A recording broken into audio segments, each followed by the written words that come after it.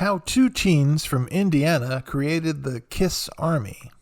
According to GNRCentral.com, few fan clubs are as notorious as the Kiss Army, but the idea for the fan club didn't come from the band themselves or their manager or even record label. People can thank two loyal teenage fans from the Midwest. So how did this happen?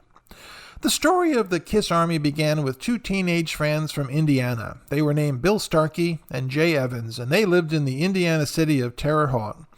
Starkey came from a family who supported his love of rock and roll, taking him to Kiss concerts in 1974, and his father worked at a warehouse as an expediter for Columbia Records. His father gave Bill his first Kiss record, their self-titled debut album from February of 1974. Starkey's father liked Kiss, but he would tease his son about what he saw as a band without a future, telling his son, "Your band isn't doing it. They're playing shows, but their sales are bad. We're not shipping anything." He wasn't far off from the truth. The band's first three albums, Kiss, Hotter Than Hell, and Dressed to Kill, didn't dominate the rock charts. It didn't matter to Starkey, though. He still followed his favorite band and was able to create new fans out of kids from school. His friend Jay Evans made bootleg copies of Kiss albums, which he shared with people at the school. Starkey and Evans worked at a place called Wayne's World Fashion, where they would decide Starkey would become the commander-in-chief of the Kiss Army, while Evans would take the title of Field Marshal. You're maybe wondering, why did they call it the Kiss Army and not just the Kiss Fan Club?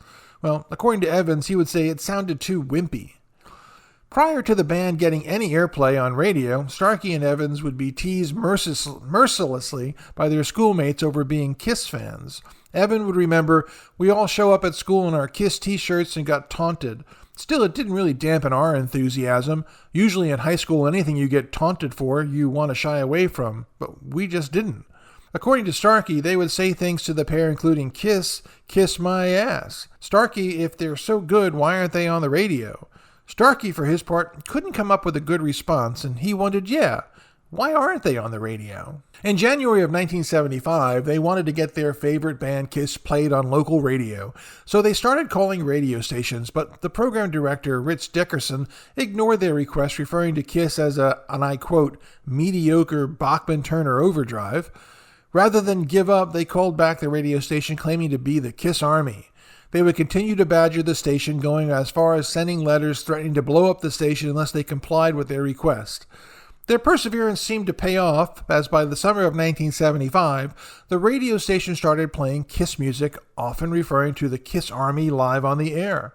Also helping things was that Kiss' live album, Alive, was released around this time, and the band was scheduled to play the city that fall. It wasn't long before the station was inundated with calls from people asking how they could enlist in the Kiss Army. When WVTS decided to play Kiss on their station, they had to reach out to Starkey to bring in his recordings from the band, as the station had previously thrown out all the singles for Rock and Roll and All Night and Strutter. Soon enough, the program director for the radio station joined forces with the two teens to help promote an upcoming Kiss concert in Terre Haute.